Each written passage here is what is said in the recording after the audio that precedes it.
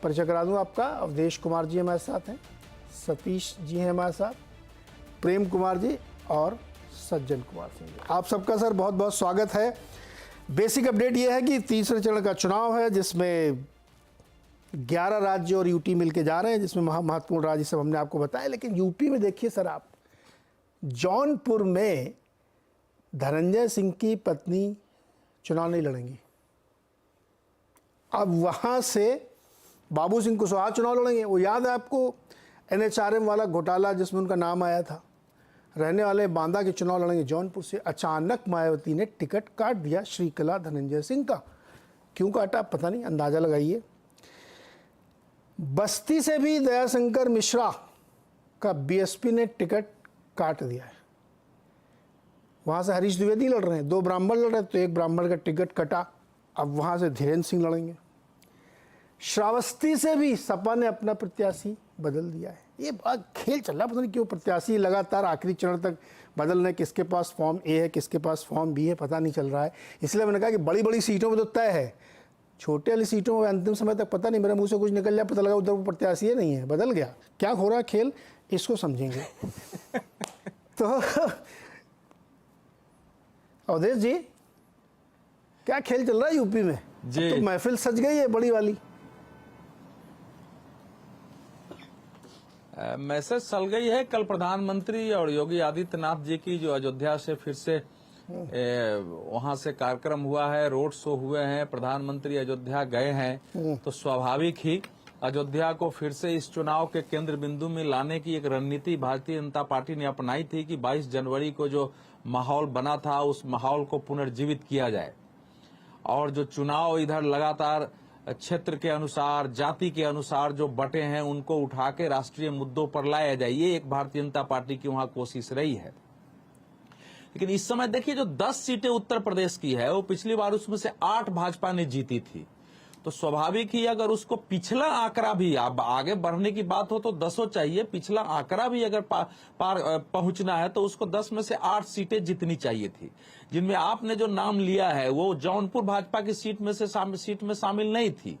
जौनपुर में मुंबई से उनको लाकर टिकट दिया गया है। आप जानते ही है वो जौनपुर के रहने वाले हैं, लेकिन जौनपुर से उनका राजनीतिक उस प्रकार से कोई उनकी गतिविधि नहीं रही है कृपाशंकर सिंह की, तो उनको लाया गया है। अब धनंजय सिंह की पत्नी का मायावती ने क्यों टिकट काटा, कैसे काटा, उन्होंने अपने सांसद को टिकट दे दिया है। स्वाभाविक रूप से वो दावेदार थे लेकिन पहले नहीं मिला है। इस नाते अब वहां का जो चुनाव है वो थोड़ा दूसरी दिशा में मिल गया है। पहले से लग रहा था कि जबरदस्त टक्कर होनी है, शायद राजपूत वोट एक पक्ष में जाएगा और उसमें शायद कठिनाई भारतीय जनता पार्टी के लिए हो सकती है। वो चीजें शायद दूर हुई है। बस्ती की आपने खुद चर्चा कर दी है, लेकिन इसमें आप सोचिए कि बदायूं भी इसका एक महत्वपूर्ण है, आगरा भी इसमें महत्वपूर्ण है। तो आगरा से पूर्व समाजवादी पार्टी के आप जानते ही हैं कि इस समय केंद्र में मंत्री हैं, चुनाव लड़ रहे हैं। तो उत्तर प्रदेश में अभी तक के चुनाव में जो 8.5% के आसपास वोटिंग घटी है, गाजियाबाद में लगभग 15% के आसपास वोटिंग गिरी है, ये मेरठ में लगभग 12 से 13% के बीच की वोटिंग गिरी है। तो उसने सभी पार्टियों को चिंतित किया है, भारतीय जनता पार्टी को विशेष तौर पर चिंतित किया है कि ये हो क्या रहा है वहां। तो ये जो चरण है इसमें भारतीय जनता पार्टी की 3 कोशिश है।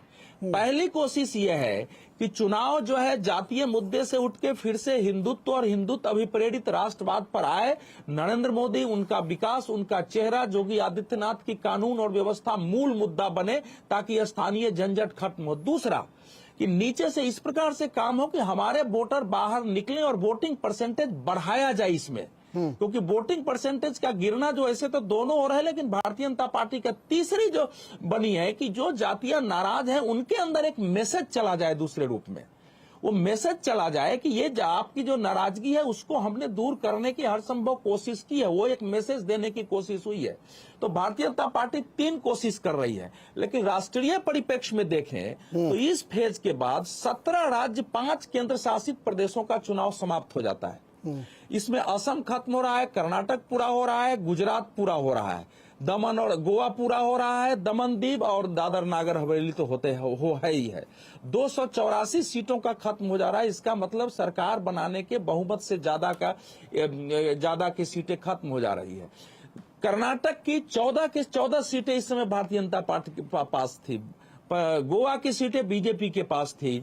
जो गुजरात है वो सभी भारतीय जनता पार्टी के पास थी, एक तो वो जीत ही चुके हैं। तो इसलिए भाजपा की दृष्टि से देखा जाए तो अभी तक के फेजों में सभी उसके लिए महत्वपूर्ण है, लेकिन तमिलनाडु बाकी ये जो है वो सबसे ज्यादा महत्वपूर्ण है इस मायने में, क्योंकि जिन राज्यों में उसने एकदम जिसको कहते हैं स्वीप किया था उत्तर प्रदेश के अलावा, उसमें से 4 राज्यों का चुनाव इसमें पूरा हो रहा है। तो अब देखना पड़ेगा इसमें क्या है। लेकिन प्रधानमंत्री नरेंद्र मोदी ने भ्रष्टाचार को, हिंदुत्व को, मुस्लिम आरक्षण को, कांग्रेस के द्वारा मुस्लिम तुष्टीकरण और मुस्लिम परस्ती को, ये सबको और अंत में अयोध्या को एक मुद्दा बनाया है। अब मतदाताओं तक ये कितना गया है देखने वाली बात होगी, क्योंकि इस चुनाव का सबसे दुर्भाग्यपूर्ण पक्ष है कि पार्टियों में तो लड़ाई हो रही है, लेकिन जमीन पर कार्यकर्ताओं में, जमीन पर खासकर जनता के बीच चुनाव को लेकर के भारी उदासीनता देखी गई है। मैं दिल्ली में बैठा हुआ हूं, यहां चुनाव नजदीक है, लेकिन अभी तक मुझे कहीं चुनाव का वातावरण दिल्ली में नहीं दिखा है। अवधेश जी, ये जो रायबरेली और अमेठी से उतर गए हैं किशोरीलाल शर्मा और राहुल गांधी, इसका क्या असर पड़ने वाला है आसपास की सीटों में या उत्तर प्रदेश में?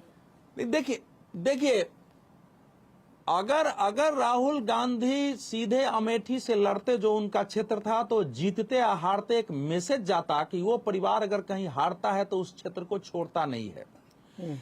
अमेठी से हारने के बाद जुलाई 2019 में उसकी समीक्षा हुई थी। उसके बाद राहुल जी वहां दिसंबर 2022 में केवल एक जन जागरण अभियान में गए थे। उसके बाद न्याय यात्रा में ही गए। अमेठी की उन्होंने कभी चर्चा नहीं की, संसद में कोई सवाल नहीं उठाया, अमेठी को लेकर कहीं भाषण नहीं दिया है।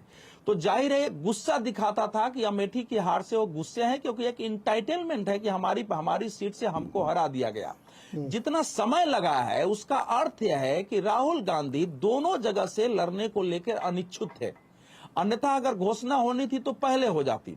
अगर कायदे से देखिए तो उस परिवार की कोई सीट मानी जाएगी तो अमेठी मानी जाएगी, कि इसलिए कि संजय गांधी वहां से लड़े, उनकी मृत्यु हो गई। उसके बाद राजीव गांधी की वो लगातार जो है सीट रही है। 1991 में उनकी मृत्यु नहीं होती तो उनकी सीट रहती। और सोनिया जी ने भी जो 1999 में अपना चुनावी दौर शुरू किया था वहीं से। रायबरेली सीट को अगर देखें तो फिरोज गांधी 1952-1957 में लड़े थे, लेकिन फिरोज गांधी से ये परिवार अपना रिश्ता नहीं बनाता है, उनकी कब्र पर जाता नहीं है। लेकिन चूंकि इंदिरा जी वहां 71, 77, 70 में हार गई थी, 80 में लड़ी, तो इसलिए सोनिया जी वहां गई थी कि उनमें इंदिरा गांधी की छवि, की इंदिरा गांधी के उत्तराधिकारी है। लेकिन ध्यान रखिए 1980 में इंदिरा जी रायबरेली और मेढक दोनों जगह से लड़ी थी। जीतने के बाद रायबरेली से उन्होंने इस्तीफा दे दिया था, मेढक को बनाए रखा था। अगर वो जिंदा होती तो रायबरेली को रखती या नहीं रखती पता नहीं है। इसलिए कोई सीट अगर उस परिवार के लिए थी तो वो तो अमेठी थी। अगर वहां से लड़ने के इतने अनिच्छुक हैं, क्योंकि कांग्रेस के सामने समस्या क्या थी? पहली समस्या यह थी कि राहुल गांधी को एक बड़े ब्रांड के रूप में नरेंद्र मोदी के विरुद्ध जिन लोगों ने देश और विदेश में खड़ा किया है कि नरेंद्र मोदी के समानांतर भारत का यही चेहरा है और अल्ट्रा लेफ्टिस्ट चेहरा है, सेकुलर चेहरा है, मुस्लिमों ईसाइयों का समर्थक चेहरा है। अगर अमेठी से खुदा न खास्ते वो हार जाते तो पूरा ब्रांड ही फेल कर जाता। दूसरी स्थिति यह थी कि वायनाड में अमेठी से अगर वो जीत भी जाते हैं तो क्या वायनाड को छोड़ सकते थे? वायनाड में 2026 का चुनाव है, क्योंकि वायनाड कांग्रेस गई ही इसलिए थी। अवधेश जी, कांग्रेस का एक तो रायबरेली वाली सीट में इंदिरा जी के या गांधी परिवार का ही कोई न कोई व्यक्ति लड़ता रहा, और दूसरा ये कि ये संकट जो है कि जीत जाने के बाद क्या करेंगे, वो तो रायबरेली साथ ही बना रहेगा। नहीं, देखिए रायबरेली वो उसका उत्तर दे रहा हूं। देखिए रायबरेली को इंदिरा जी 80 के बाद तो 84 में तो राजीव गांधी आ गए थे, तो परिवार में मतलब आप अरुण नेहरू को आपने लड़ाया वहां से, ये बात सही है। लेकिन अगर शुद्ध परिवार की दृष्टि से देखा जाए तो किस सीट को आप मानेंगे?